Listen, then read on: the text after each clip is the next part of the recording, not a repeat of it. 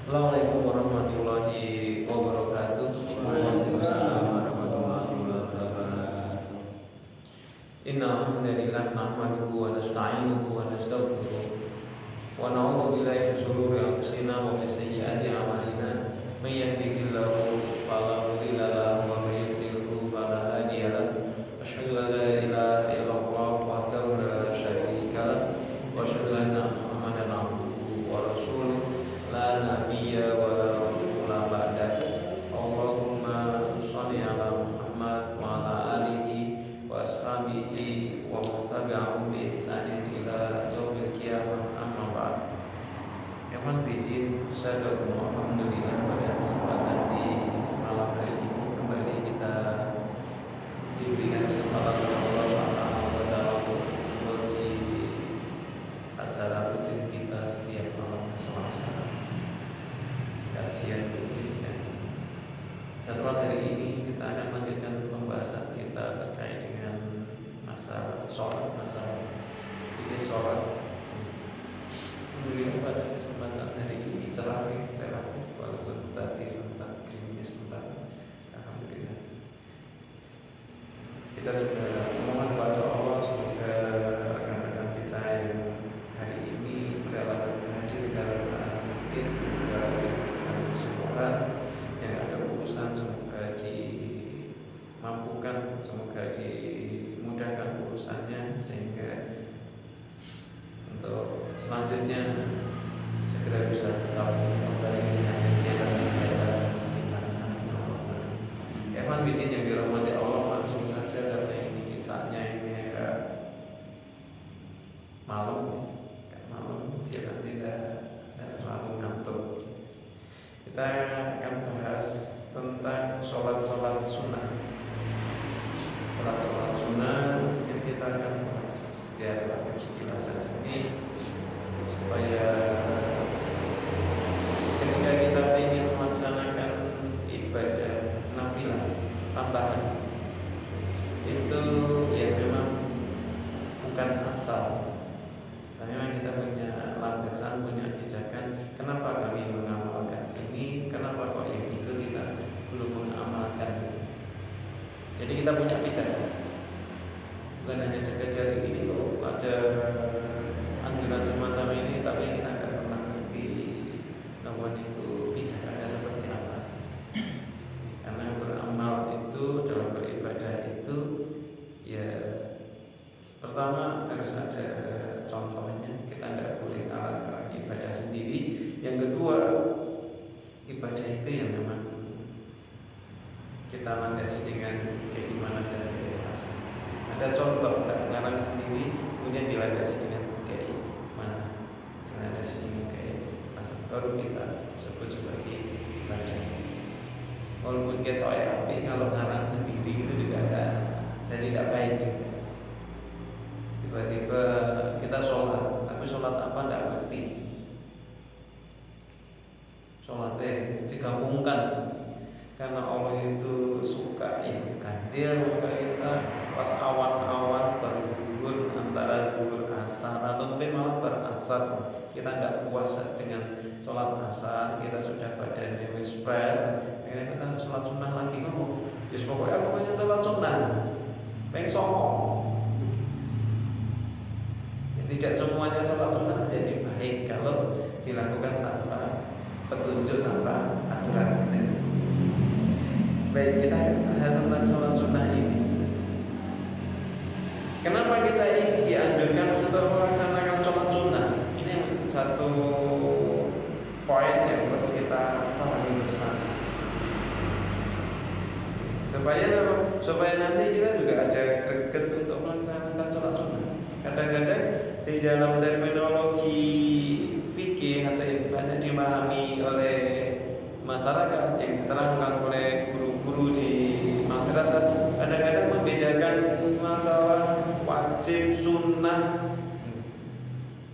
Itu akhirnya menjadikan amalan-amalan yang disebut sunnah itu akhirnya digampangkan.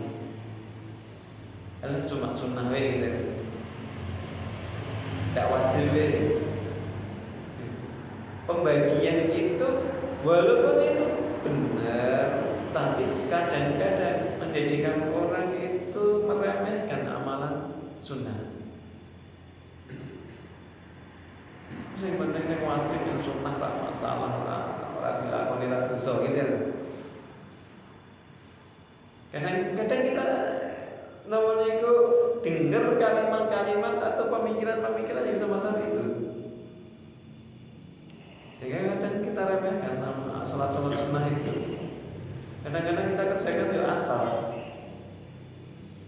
Maka bagaimana kita ini memandang ibadah sunnah dalam arti ini sholat-sholat sunnah itu supaya nanti lebih proporsional ketika kita tahu akhirnya ada greget, ada semangat untuk mengamalkan. Pertama, ibadah sunnah, sholat sunnah ini untuk menambah kekurangan yang mungkin terjadi di dalam sholat-sholat fardu. Bagi nambah sulam. Ketika sholat fardu kita ini belum sempurna, cara nilainya itu kurang. Kalau anak sekolah itu remedinya gitu. Untuk tambahan nilai itu ibadah sholat sunnahnya. Sholat wajibnya itu nilainya misalnya masih 5 gitu. Cara rapot nilainya masih merah. Tapi dengan adanya ibadah sholat sunnah itu bisa jadi nanti paling enggak ya tambah siji lah jadi 6 kan gitu. Ya bisa jadi apa, bisa jadi ireng kan gitu. Jadi nilainya ya mepet tapi wis mending gitu. Itu peran sholat sunnah. Jadi sebagai penyempurna ketika sholat fardu itu ada cacat atau ada kekurangan. Dan juga di dalam sholat sunnah itu juga terdapat sekian banyak keutamaan. Maka iman kalau kita tidak mengambilnya, iman kalau kita tidak melaksanakannya. Banyak sekali keutamaan yang dikabarkan oleh Rasulullah SAW dalam ibadah sholat sunnah. Dalam sholat sunnah, keutamanya sangat banyak. Rasulullah SAW menjelaskan, Inna awwala ma yuhasabun nasu bihi yawmal qiyamati min a'malihim as-sholat. Yaqulu rabbana li malaikatihi wa huwa a'lam unzuru fi sholati 'abdi atammaha am naqasaha fa in kanat tamman katabat lahu tamma wa in kana iltaqasa minha syai'an qala zuruha li 'abdi min tatawwu fa in kana lahu tatawwu qala atimmu li 'abdi faridatahu min tatawwu thumma tu'khadul a'mala 'ala dzalik. Sesungguhnya perkara atau amal yang pertama-tama akan dihisab, akan diperhitungkan oleh Allah Azza wa Jalla dari perbuatan manusia pada hari kiamat adalah sholat. Belum pernah kita. Ini pertama kali nanti akan diperhitungkan oleh Allah di yaumul hisab itu tentang sholat kita. Kemudian Allah Subhanahu wa Ta'ala memerintahkan malaikat, padahal Allah Maha melihat dan Maha mengetahui, periksalah sholatnya, cekkan, lihatlah sholatnya dari hambaku ini. Ini mengandung pelajaran yang sangat luar biasa ya, bahwa Allah itu tidak zalim. Walaupun Allah itu Maha mengetahui, tidak ada yang tersembunyi dari pengawasan dan pengetahuan Allah. Namun ketika Allah menghukumi sesuatu itu, Allah tidak langsung kowe mlebu neraka, kowe mlebu surga. Tapi memerintahkan para malaikat cek sholatnya, dibuktikan gitu ya. Mana buka catatan amalnya.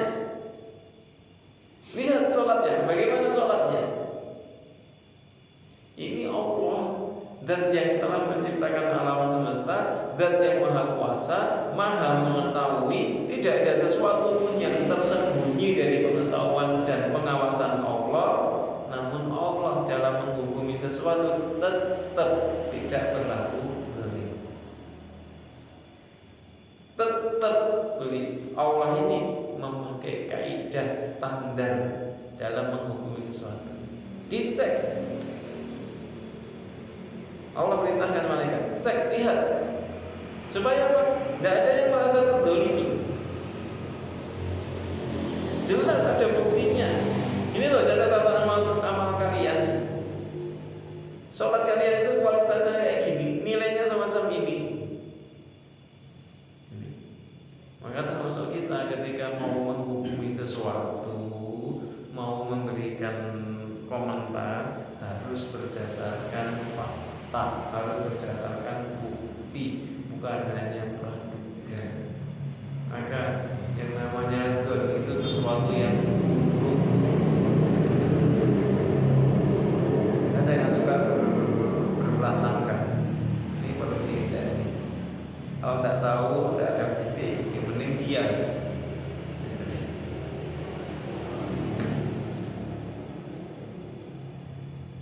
Apakah sholatnya itu sudah sempurna, sudah cukup atau masih kurang? Maka jika terdapat sholatnya sudah cukup, maka dicatatlah cukup. Oh, sholatnya sudah nilainya sudah mencukupi lah, sudah memenuhi syarat. Akan tetapi jika terdapat kekurangan, Allah berfirman, Allah memerintahkan, coba cek apakah dia melaksanakan ibadah tatawwu, sholat sunnah maksudnya.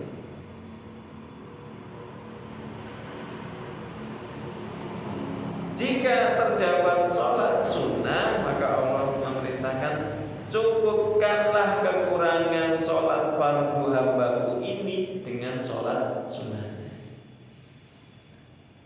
Mayan, sekitar ketir, itu tonggo kan itu tuh. Orang sudah dalam kondisi mendapatkan musibah, tidak ada harapan, tiba-tiba mendapatkan pertolongan, senang banget. Dengan perjalanan kebanan dan nuntut wasol, tiba-tiba di depan itu ada tukang tambal ban, saya buka. Lego gitu ya. Jadi mak tuang enak itu. Sama ini. Wah, ternyata sholat itu nilainya itu pas-pasan banget, mepet kurang. Tiba-tiba kemudian dicek, ternyata kita punya amalan sholat sunnah. Ternyata kita rajin misalnya sholat rawatib. Ternyata kita rajin sholat duha. Ternyata kita rajin mungkin sholat witir ataupun sholat-sholat sunnah yang lain. Kita punya amalan ibadah sunnah, amalan sholat sunnah. Maka dengan sholat sunnah itu bisa menjadi sebab Allah mencukupkan sholat fardu kita yang masih kurang. Ini kalau posisinya semacam ini, kalau tidak kita laksanakan kan iman tuh. Kinten-kinten kalau ditanya ya, ini kalau ditanya jujur, kalau disuruh jujur. Kalau kita menilai sholat kita, itu sudah diterima sama Allah atau belum? Ini saya untuk sebelum nanti kita ditanya oleh Allah itu kan otomatis kita ini kan punya ekspektasi, punya perkiraan. Kita sendiri itu kan bisa menilai diri kita kan.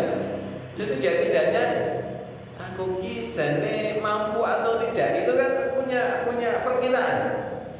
Orang disuruh mengerjakan sesuatu, kira-kira bisa ngukur saya itu mampu enggak? Nah, terus kita mau bikin sesuatu, kita bisa ngukur ini pekerjaan saya ini sudah bagus atau belum kan? Kira-kira sudah bisa ngukur kan? Jadi kan dalam roti, kira-kira bisa memperkirakan ini kalau dinilai itu dari segi rasa, dari segi tampilan dapat nilai berapa ya? 7 7 atau 8 atau bahkan harus dapat nilai 10, kan bisa ngukur. Kita bisa ngukur. Kira-kira sholat kita ini sudah mencukupi untuk diterima oleh Allah atau belum? Sholat fardu kita. Kalau kita ini masih merasa ragu, yo kadang-kadang yo pas imane api kan yo kita tenanan kita kusuk yo seger cekat-cekat berada di sop awal, walaupun terlambat pun yo di daerah sini tetap sop awal ya. Terlambat itu salam itu di beberapa masjid itu tetap sop awal gitu.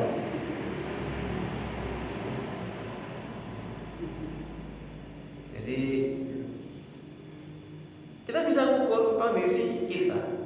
Maka kira-kira perlu enggak kita ini cadangan-cadangan untuk menambah kekurangan dari sholat fardu kita? Kira-kira perlu betul? Butuh nggih? Silahkan diamalkan sholat sunnah. Nanti kita akan bahas insyaallah sedikit tentang sholat sunnah ini. Apa saja yang bisa kita kerjakan? Banyak sekali sholat sunnah yang dapat kita laksanakan, mulai yang agak ringan-ringan, gampang, sampai yang mungkin butuh perjuangan. Sholat sunnah itu butuh perjuangan melek misalnya. Ini sholat namun itu tahajud itu yang tak tenanan ya, niatnya tenanan ampun. Sholat duha itu yang merlok tenanan itu juga berat. Kenapa? Wayai lekasnya gawe repot tuh. Wayai mangkat kantor, wayai mangkat pasar. Ini tentang pentingnya ibadah sholat sunnah untuk jagani, untuk persiapan jika terdapat kekurangan dalam sholat fardu.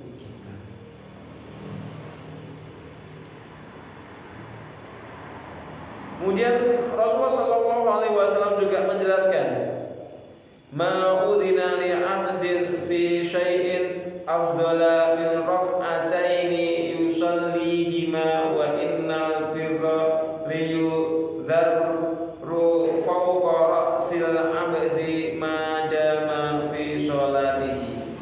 Allah tidak mendengarkan bacaan seorang hamba yang lebih utama daripada bacaannya di dalam 2 rakaat sholat sunnah yang ia kerjakan. Sesungguhnya kebaikan ditaburkan atau dicurahkan di atas kepala seorang hamba selama ia masih mengerjakan sholatnya. Ini keutamaan sholat sunnah. Bacaan kita di dalam sholat sunnah, baca Al-Fatihah, baca tasbih, baca takbir dan lain sebagainya. Walaupun mungkin suratnya surat pendek sekali, walaupun hanya mungkin 1 ayat, tapi itu merupakan bacaan yang dicintai oleh Allah. Allah suka mendengar itu. Walaupun kita bacanya lirik, itu merupakan bacaan yang Allah itu menganggap itu kalimat atau bacaan yang patut untuk didengar, utama. Itu mungkin bacanya belum belum semerdu beliau, Ustaz yang memang setiap hari bergelut dengan Al-Quran. Tapi itu merupakan bacaan yang akan didengarkan oleh Allah Azza wa Jalla. Bayangkan jenengan baca semampunya, tapi ternyata Allah itu nyimak. Kira-kira bangga enggak?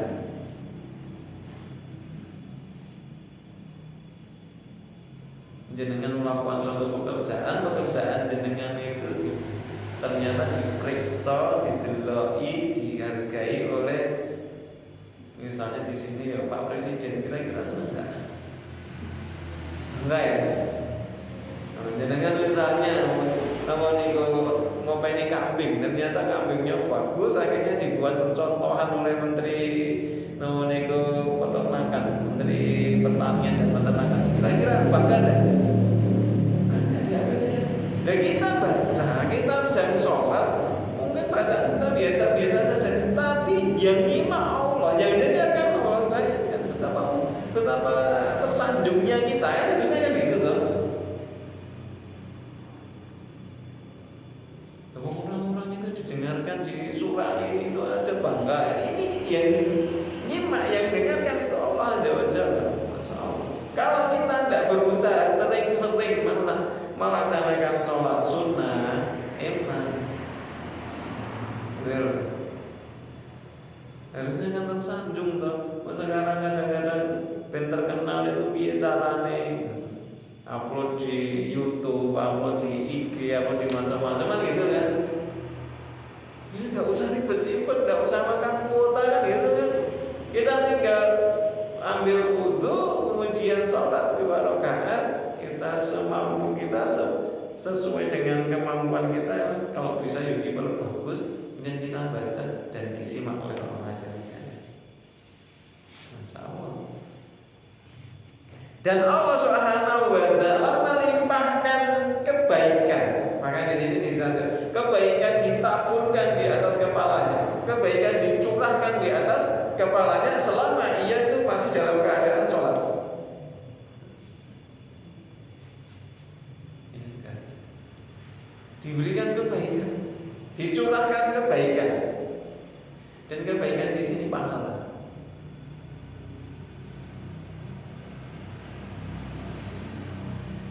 Bukan hanya duit, bukan, tapi pahala. Dan pahala itu bisa dibawa sampai ke surga. Hanya sekedar sholat sunnah, yang kadang-kadang kita nganggap ada salat dilakoni ora dosa itu. Tapi ternyata itu merupakan sholat yang di dalamnya, bacaan di dalamnya itu akan disimak oleh Allah Azza wa Jalla. Selama kita sholat, Allah akan mencurahkan kepada kita kebaikan-kebaikan. Nek rak pingin banten. Nah, kalau kita tidak berusaha menjaga ini sholat sunnah, berarti kita ini tidak minat masuk surga kan gitu.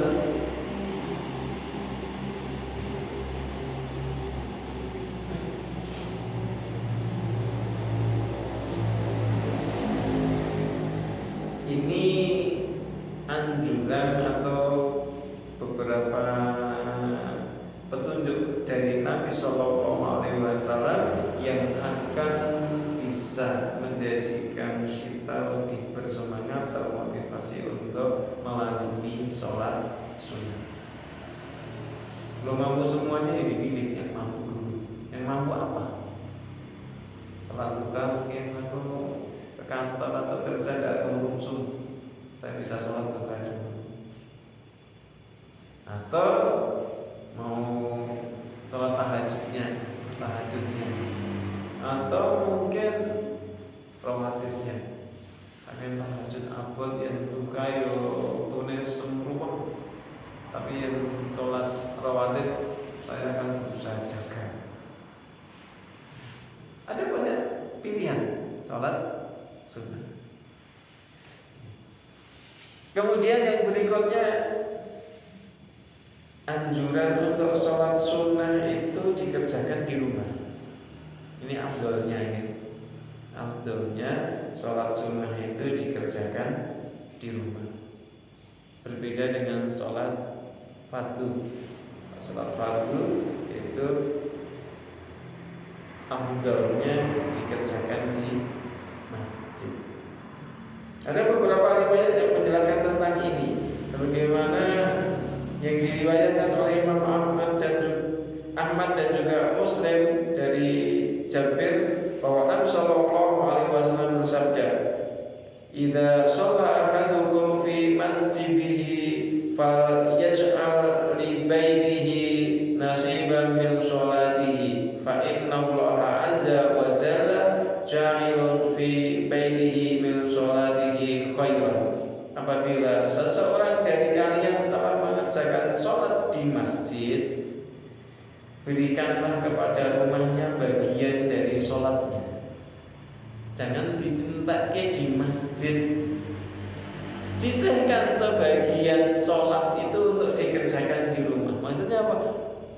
Sholat fardunya kerjakan di masjid, sholat sunnah kerjakan di rumah. Hal itu karena Allah menjadikan kebaikan di rumah lantaran ia mengerjakan sholat di dalamnya. Kalau pengen rumah itu diliputi dengan kebaikan, pergunakan rumah itu untuk sholat, terutama sholat sunnah. Walaupun mungkin jajar masjid,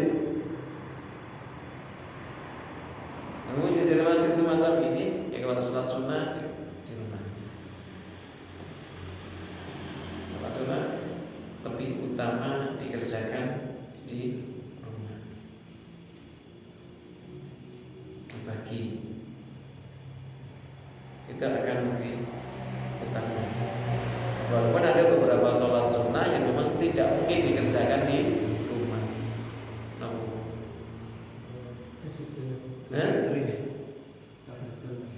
Sholat tahiyatul masjid, tidak ada sholat tahiyatul bait. Sholat tahiyatul masjid ya di masjid. Dan juga beberapa sholat yang memang dikerjakan berjamaah. Sholat Id, sholat minta hujan, itu kan juga waktunya dikerjakan di tanah lapang bersama.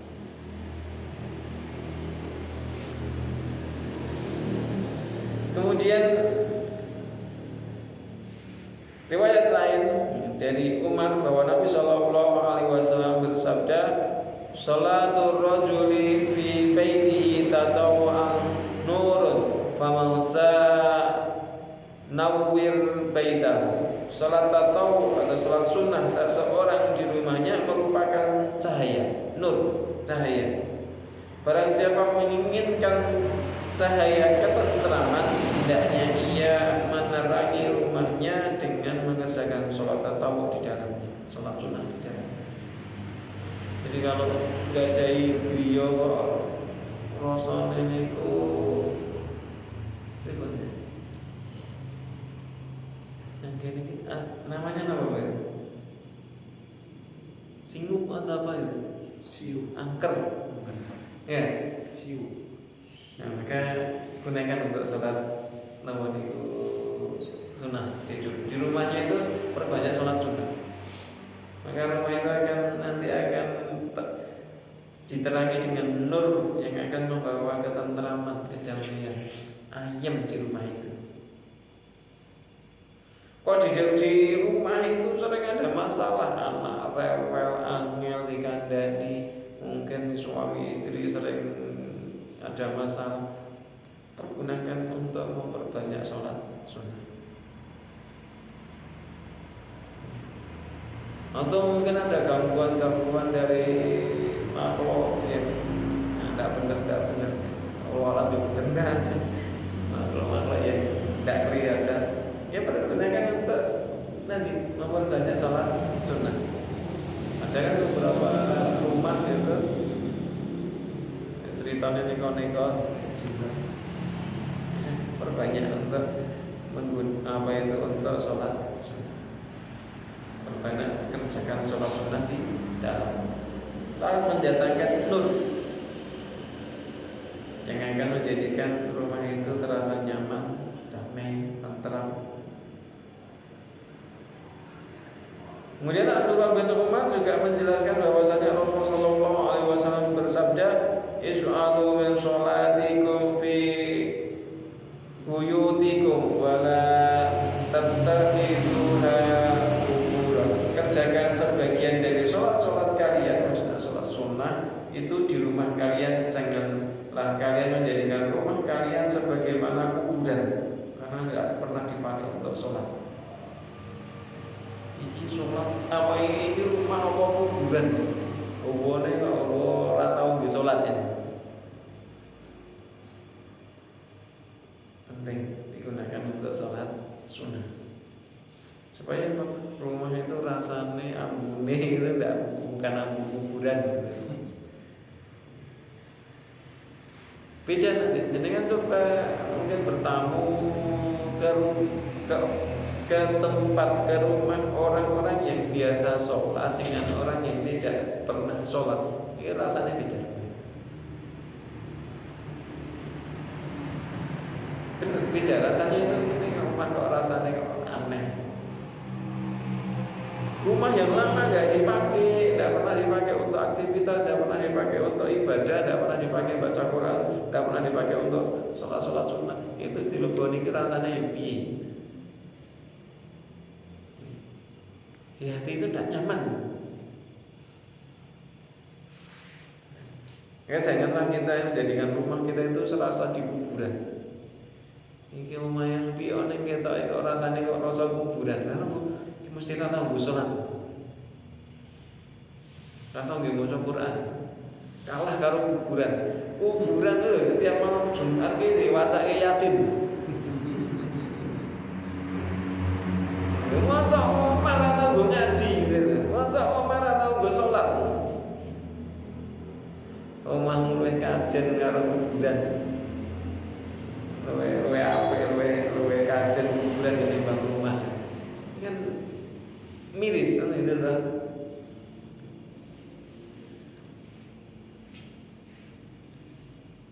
Kemudian riwayat yang lain diriwayatkan oleh Abu Dawud dengan sanad yang sahih sama Zaid bin Sabit menjelaskan bahwa Rasulullah Shallallahu Alaihi Wasallam bersabda, "Sholatul mar'i fi baitihi afdalu min sholatihi fi masjidi hada illal maktubah." Ini tidak boleh dipotong ya. Tidak boleh dipotong sampai masjidi hada. Salah nanti. Sholat seseorang di rumahnya lebih utama daripada sholat yang ia kerjakan di masjidku ini. Yang dipedot sampai sini, kacungnya jamaah mau biar. Sholat seorang sholat seseorang di rumahnya itu lebih utama daripada sholat yang ia kerjakan di masjidku ini. Masjidnya Rasulullah Ustaz. Kecuali sholat fardu. Yang sholat fardu itu lebih utama, lebih afdal dikerjakan berjamaah di masjid. Baik, kita akan bahas ini. Apa bedanya? Kenapa sholat fardu itu lebih utama di masjid, sedangkan sholat sunnah itu lebih utama dikerjakan di rumah?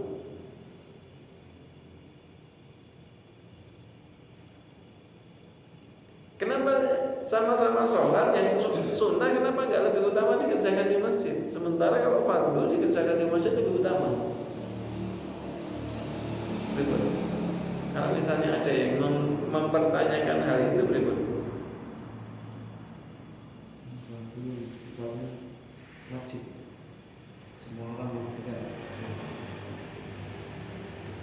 Kalau sholat fardu itu standar minimal orang Islam itu mboten niku, ndak ada toleransi. Jadi semua orang Islam itu yo memenuhi sholat 5 waktu fardu wajib. Kalau enggak patut dipertanyakan keislamannya. Jadi tidak usah mikir ini nanti jogo hati semelang ria, tidak mikir lu Islam kabeh ngono kuwi. Walaupun dikerjakan bersama-sama di masjid, dan apa yang mau dipamerkan? Wong Islam itu ngono kuwi wajib. Nek tidak kerjakan sholat fardu itu justru malah patut dipertanyakan keislaman. Tidak ada yang perlu dipamer, tidak ada yang bisa dipamerkan ibaratnya. Sementara kalau sholat sunnah, tidak semua orang itu berkesempatan menjalankannya. Sehingga kalau dikerjakan di rumah, itu bisa lebih menjaga keikhlasan. Tidak merasa, wah sholat sunnah wis komplit. daerah sini sopo sing sholat sunnah itu ke sopan. Enggak. Kalau dikerjakan di rumah bisa menghindari hal-hal itu. Kenapa? Enggak semua orang bisa melaksanakan sholat sunnah. Gitu. Kadang-kadang yang harus ditoto-toto aku nanti harus sholat sunnah, romantiknya tak, angkopianya tak jaga.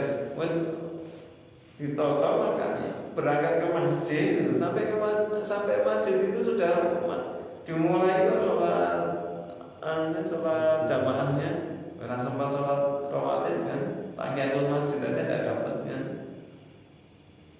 Nah, tidak semuanya dapat, tidak semuanya siap. Apa itu bisa mengerjakan? Maka kadang-kadang kalau dikerjakan di masjid dilihat orang kadang bisa merusak niat. Maka lebih utama dikerjakan di rumah. Lebih mudah untuk menjaga keikhlasan.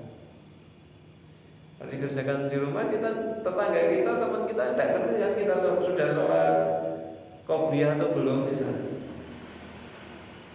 Kok harus ke masjid, kok wis mepet karo koma, ternyata qobliyahnya dikerjakan di rumah. Konco-konco ini tidak ada yang tahu misalnya. Kan ini bisa jaga keikhlasan.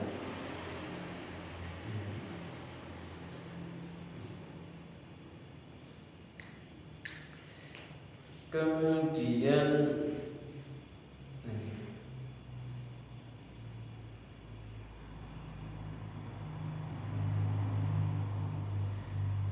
ketika sholat sunnah itu diutamakan atau dianjurkan, lebih utama yang sholatnya itu panjang.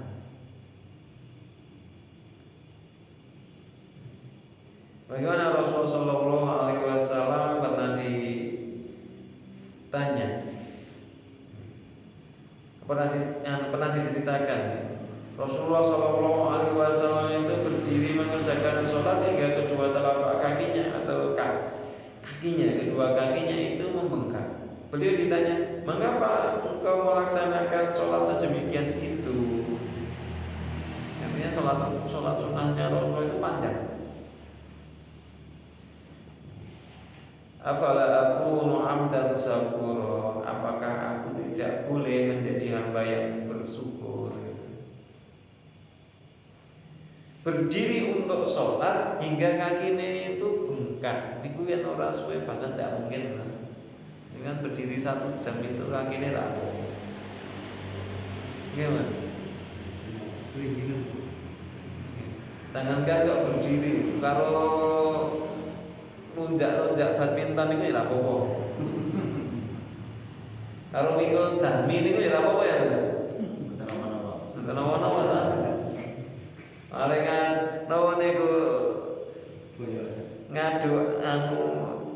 adonan roti ini kalau berdiri mungkin 1 jam ya biasa ya. Menjogo toko tidak. Kalau 1 jam itu kaki belum apa-apa. Ini Rasulullah sholat hingga kaki beliau bengkak. Bayangkan ini betapa lamanya. Ini menunjukkan apa? Bahwa sholat sunnahnya Nabi itu panjang. Ini nanti perlu dipahami ya. Seringkali kita ini prakteknya kebalik-balik. Maksudnya kebalik-balik ini pun, kalau kita sholat sunnah itu mestinya panjang. Tapi ketika kita ini berjamaah sholat fardu jadi imam, ya sih wajar-wajar saja. Ngomong jamaah. Kalau sudah jamaahnya itu khusus anak-anak pondok semua silakan panjang. Tapi kalau di situ campur ada orang tua, ada anak kecil, maka lihat kemampuan dari jamaah. Artinya tidak harus panjang-panjang. Tapi kalau sholat sunnah ini dicontohkan Nabi, sholat sunnahnya Nabi itu panjang-panjang. Sholat gerhana panjang banget. Mulai lekas gerhana, selesai itu sudah kembali panas terik. Bayangkan.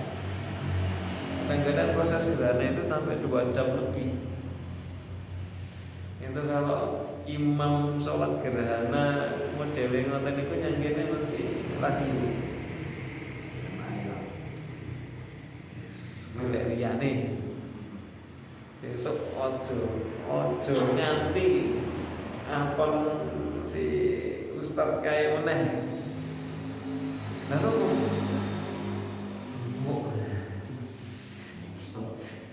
sihir boyo guru ya kita undang tukang pijet. Rasul itu sholat sunnahnya itu panjang-panjang, apalagi sholat sunnahnya yang dikerjakan sendirian panjang. Bagaimana sholat yang tadi Rasulullah itu sholat sunnah itu sampai kaki beliau bengkak. Kalau dalam riwayat yang lain, beliau dalam satu rakaat itu membaca Al-Baqarah komplit, lanjut An-Nisa, lanjut Ali Imran. Itu kira-kira berapa lama Tan? Baca Al-Baqarah, Ali Imran sampai An-Nisa itu kira-kira berapa jam? Udah pakai yang model murojaah cepat gitu. 1 jam rampung. Paling cepat. Enggak cukup ya? Enggak cukup. Itu kalau masih hitungan tartil itu 1 juz kira-kira berapa menit Tan? Bisa 15 menit Tan? Nah? Bisa ya 15 menit. Ya 15 menit.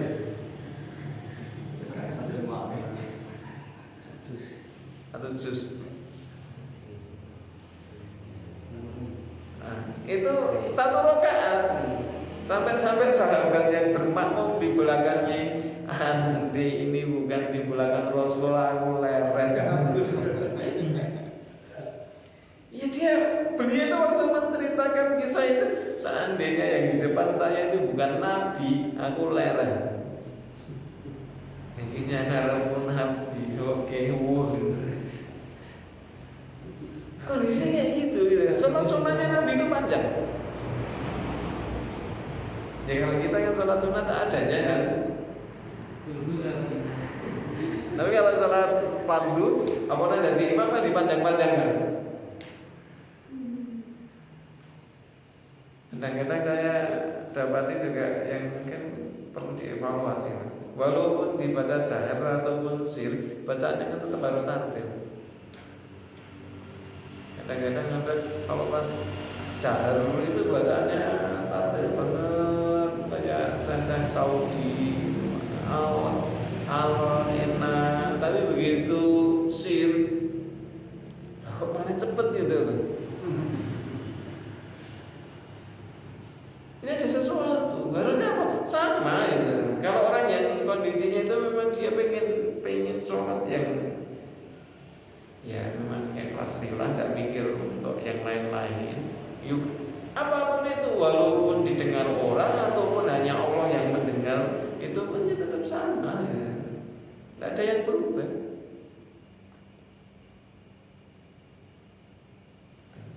Justru biasanya kalau para orang-orang soleh itu kalau didengar orang, kalau dilihat orang itu disederhanakan.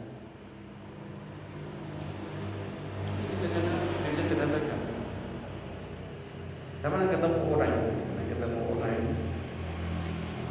ketika beliau itu sholat dan kebetulan kok ada yang melihat sholat sunnah ya, disebutkan sholat sunnah. Lama, enak saya ngerti. Ya sholatnya dicepatkan. Tapi kalau pas sendiri beda lagi.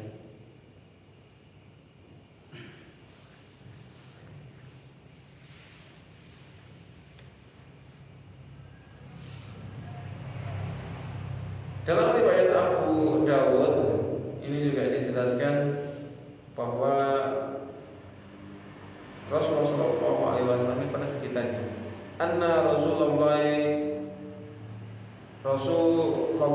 alaihi wasallam su'ila ayyul a'mali afdal, qala tul qiyami, qila fa ayyu sadaqati afdal, qala jadul mukilli, qila fa ayyul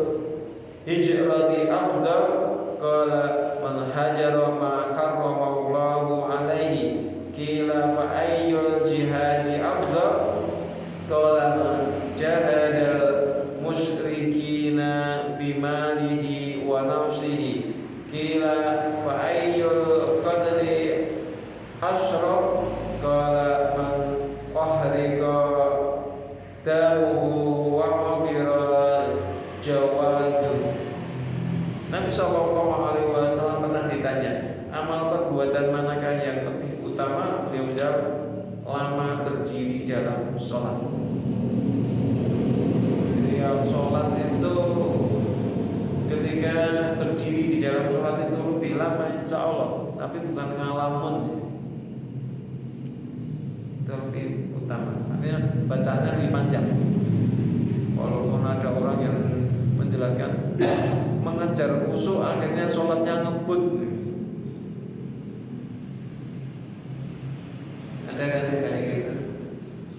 Katanya biar ini hati tetap bisa fokus, bisa khusyuk, maka sholatnya dikebut. Nanti kalau terlalu lama sholat nanti tidak fokus. Akhirnya sholat Formula 1 itu sudah level expert. Kita kalau saya tidak mampu jadi pemula besok sampai ya, nyanyi yang mahir-mahir gitu.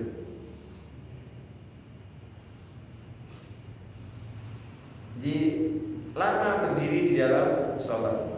Beliau juga ditanya sedekah mana yang lebih utama? Beliau jawab hasil tenaga orang-orang yang berkekurangan. Jadi ketika kita ini mensedekahkan atau menginfakkan sesuatu di mana kita ini jadi masih butuh, itulah infak, itulah sedekah yang paling utama.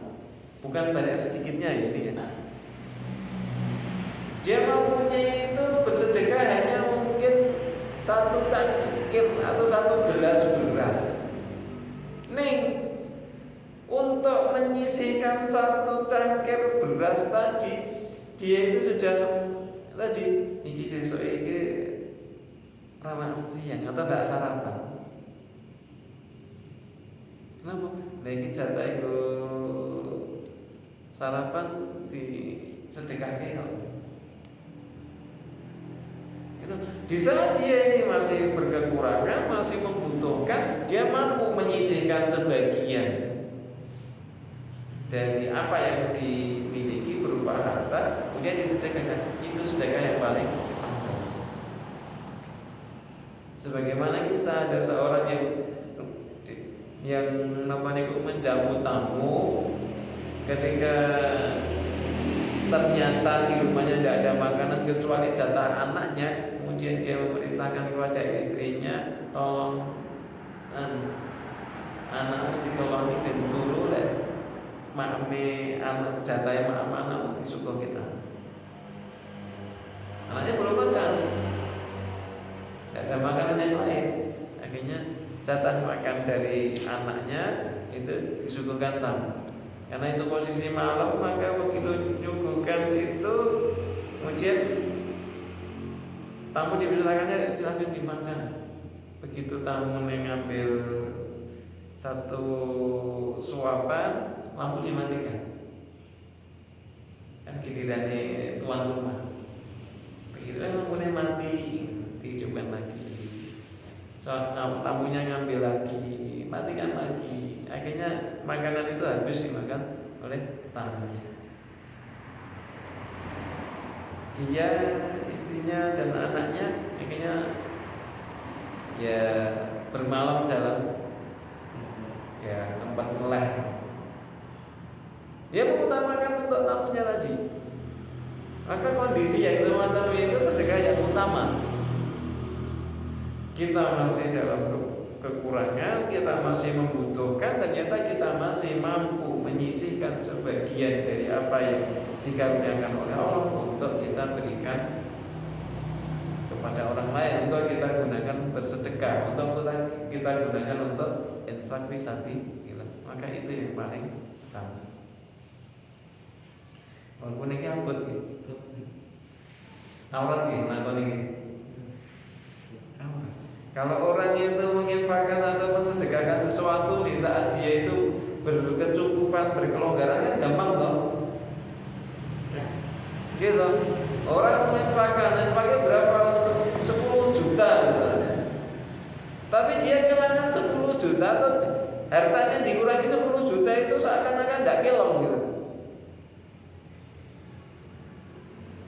Kayak apa? Itu satu wak besar itu hanya kelong satu sendok gitu. Jadi tidak kelihatan sama sekali kok berkurangnya. Nah, ya kondisi kayak gitu berbeda dengan yang tadi. Walaupun cuma sama kelongnya satu sendok, yang ini kroso gitu.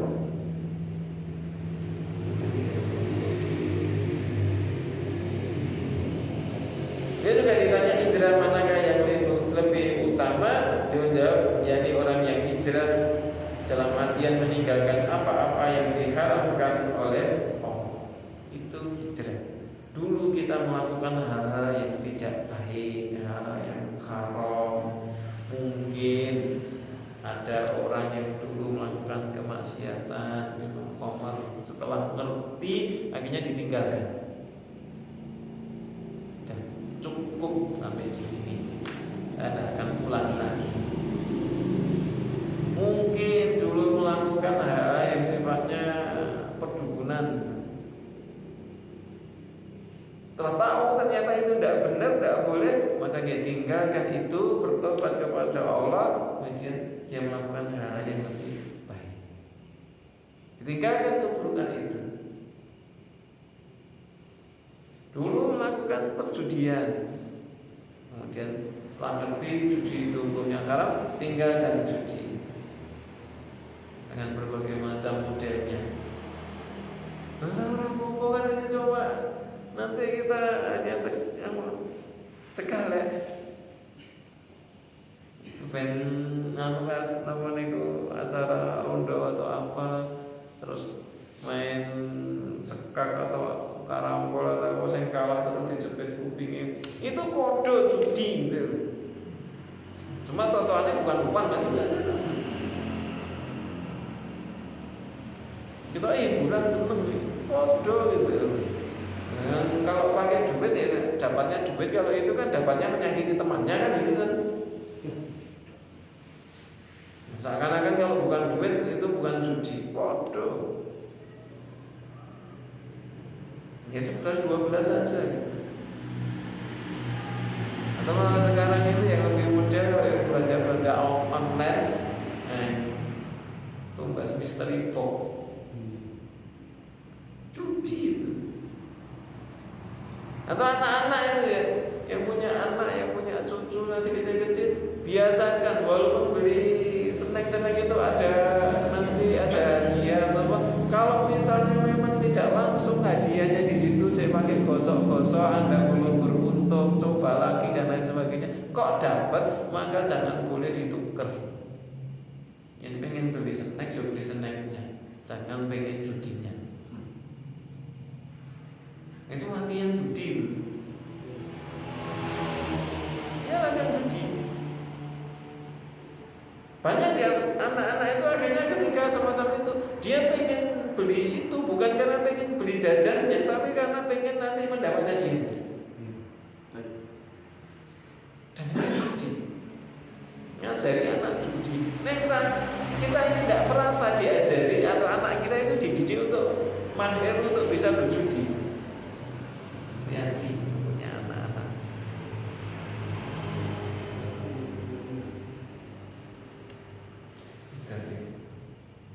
Jadi hijrah meninggalkan apa yang diharamkan oleh Allah. Kemudian beliau juga ditanya jihad manakah yang lebih afdal, lebih utama. Menjawab orang yang berjihad melawan orang musyrik dengan harta dan jiwanya. Jadi orang yang berjihad itu bukan hanya wes aku yang penting urun, enggak. Ya dia yo urut, dia yo mangkat gitu. Dalam kegiatan misalnya dakwah, wes aku ora iso ewang-ewang, aku yang penting nyupport dana, yaitu baik. Tapi yang lebih baik yo dia nyupport dananya, yo nyupport tenaganya. Kan ada yang sama-sama itu. Wes saya aja karena repot ya saya yang penting butuh ya apa nanti ngomong tak cukupi. Nah itu belum sampai tingkat paling utama. Itu baik, tapi belum paling utama. Yang paling utama ya dia siap berkorban harta dan juga siap berkorban jiwa atau tenaga. Kalau kita melihat sebagaimana misalnya Abu Bakar, Abu Bakar itu berkorban harta enggak? Berkorban. Tapi untuk tenaga, untuk waktu, untuk jiwa, dia berkorban enggak? Berkorban. Beliau hanya sing penting janaku. Bila apa sing merdekake aku ton. Saiki wis ana wae sing mangkat berdakwah, aku tak nyambut gawe. Enggak. Abu Bakar itu yang mendampingi Rasul kemana-mana. Beliau juga keluar dana. Enggak karena beliau merasa sudah keluar dana, terus wis aku tak ngurusi gawean. Demikian juga sahabat-sahabat lain, sahabat kaya-kaya yang lain seperti Abdurrahman bin Auf. Abdurrahman bin Auf juga keluar hartanya, tapi namanya itu tenaganya, jiwanya dia juga siap berkorban. Utsman pun juga sama. Dan juga mungkin beberapa sahabat-sahabat yang lain yang diberikan kekayaan sama mereka, harta dan juga jiwa. Mungkin beliau juga ditanya kematian manakah yang lebih utama, beliau jawab barang siapa yang sampai ditumpahkan darahnya dan terbunuh juga kudanya. Jadi orang yang syahid, dia berjuang, itu sampai titik darah penghabisan, dan setengah-setengah. Misalnya sekarang itu dalam kondisi berdakwah, yo tenanan, ndak leda-ledi. Koncone mangkat, melu mangkat, koncone rada nglokro malah melarikan diri. Ndak. Ya semangat tetap.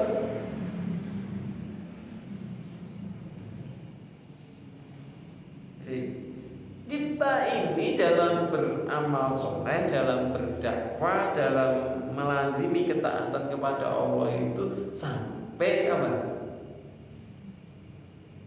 Sampai kita ini menghadap Allah.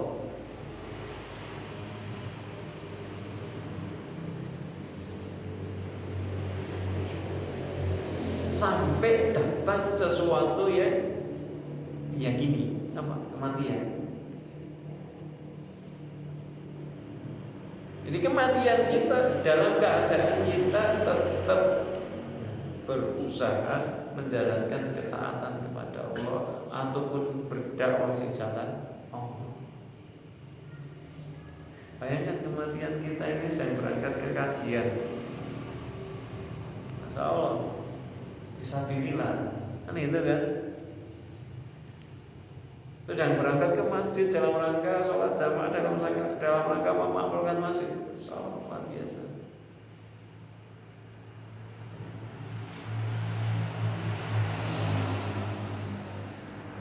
Ini untuk sholat sunnah. Mungkin ada yang mau ditanyakan untuk jenis-jenisnya, dilanjut besok aja ya.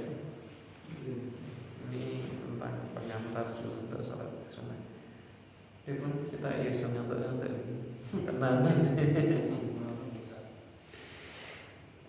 Lewat ada yang mau ditanyakan untuk salat pengantar, untuk salat sunnah ini.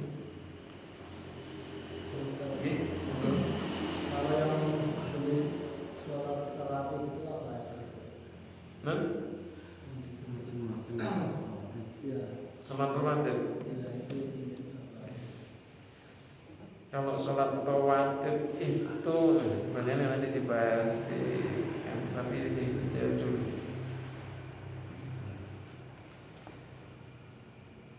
Beberapa sholat sunnah yang di dalamnya ada sholat rawatib.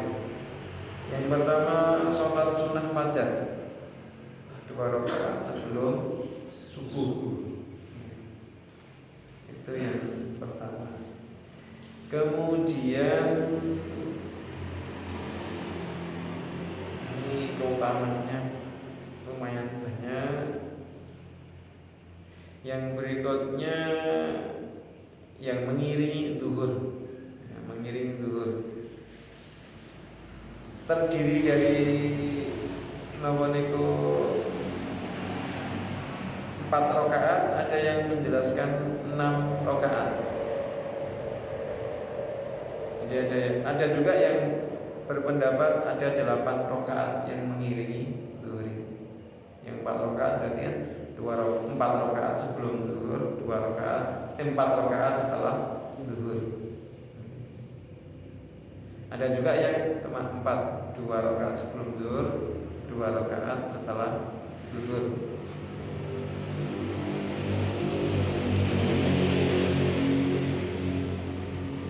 Ada juga yang tadi 6 rakaat, 2 rakaat dan 4 rakaat. Ini untuk zuhur. Kalau untuk asar, khawatirnya ada maghrib itu ba'diyah 2 rakaat setelah maghrib, kemudian isya juga ba'diyah 2 rakaat setelah isya. Itu yang masyhur. Untuk khawatir silahkan dilazimi. Nanti Kalau itu misal salah satu kan ada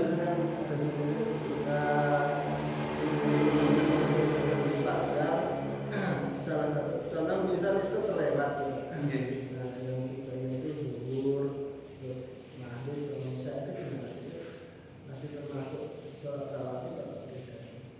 Maksudnya misalnya fajarnya tidak kerjakan, nah zuhurnya boleh enggak gitu. Ya maksudnya itu yang misalnya zuhur maghrib sama isya, itu termasuk masih rawatib atau tidak? Ya itu sebenarnya berdiri sendiri. Bukan terus satu paket. Jadi yang subuh apa itu qobliyah subuh atau salat 2 rakaat fajar itu tidak bisa melaksanakan, berarti nanti berikutnya gagal semua, tidak kayak gitu. ya kondisinya tadi yang memang ternyata subuh mepet, bangunnya agak terlambat karena kecapean, bangunnya terlambat, tidak sempat sholat itu fajar 2 rakaat sebelum subuh, ya pun. Tapi nanti zuhur ada qobliyah, ada ba'diyah, maghrib ada ba'diyah, isya ada kira-kira ada insyaallah. Baik, ada lagi yang lain?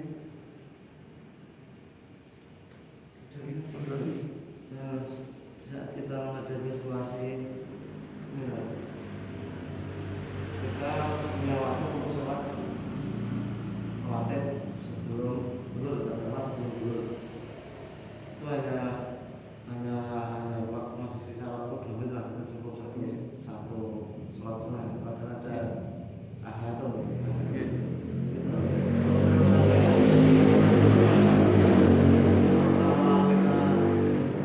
salah satunya itu yang lebih utamanya ahyatul apa relatif ya. Ribut kira-kira sikapi kayak gitu. Ribut tak?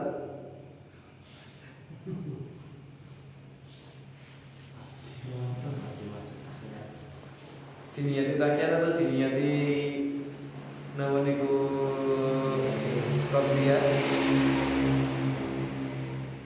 Dua-duanya kita gabung atau gabung ya? Kalau sholat asal ya dibareng kalau dirokok, kalau sholat niat sholat wajib ya. Ya dalam hal ini kan perlu dianggap ya, kalau dalam kondisi normal mampu menjalankan terpisah, maka silahkan dipisah sholat. Mungkin ada beberapa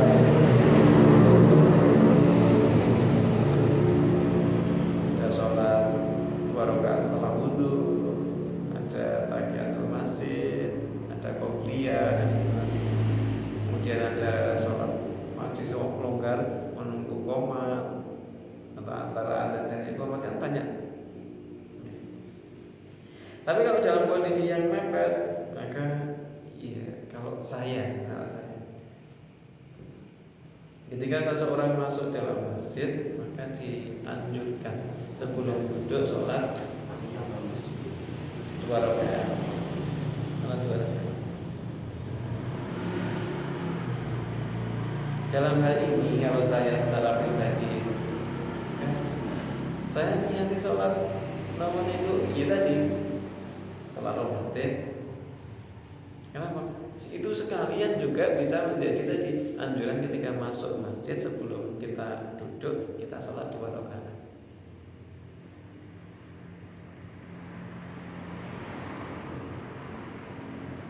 Jadi tidak masalah kalau memang waktunya mungkin kita jatuh masjid dulu baru rawatibnya. Karena kalau misalnya jatuh masjid kan sebelum duduk gitu. Itu penting itu. Ya monggo nanti. Kalau emang kira-kira kok waktu mepet nggih melaksanakan sholat sunat tadi, ya namanya itu di situ cara antara adzan dan iqamah itu enggak sedih. Karena ada beberapa yang longgar. Ketemu di masjid salah satu masjid di Salatiga itu jarak antara adzan dan iqamah itu sampai sekitar 20 menit. Jadi kalau mau sholat sunnah itu lumayan kompet, lumayan longgar. Ada yang semacam itu. Ada juga yang rata-rata mungkin sekitar 10 sampai 15 menit. Baik, mungkin itu cekap ya. Cekap jam 9 insyaallah kurang 2 menit. Semoga apa kita bahas pada kesempatan di malam hari ini bermanfaat, menambah semangat, menambah motivasi kita untuk melazimi ibadah sholat sunnah. Semoga itu menjadi cahaya bagi kehidupan kita di rumah kita, dan semoga itu bisa menjadi penyempurna, penutup kekurangan dari ibadah sholat fardu kita. Dan semoga Allah Subhanahu wa taala melimpahkan kebaikan kepada kita semua. Amin Allahumma amin. Kita tutup dengan doa kafaratul majlis. Subhanaka Allahumma wa bihamdika asyhadu an la ilaha illa anta astaghfiruka wa atubu ilaik. Assalamualaikum warahmatullahi wabarakatuh. Waalaikumsalam.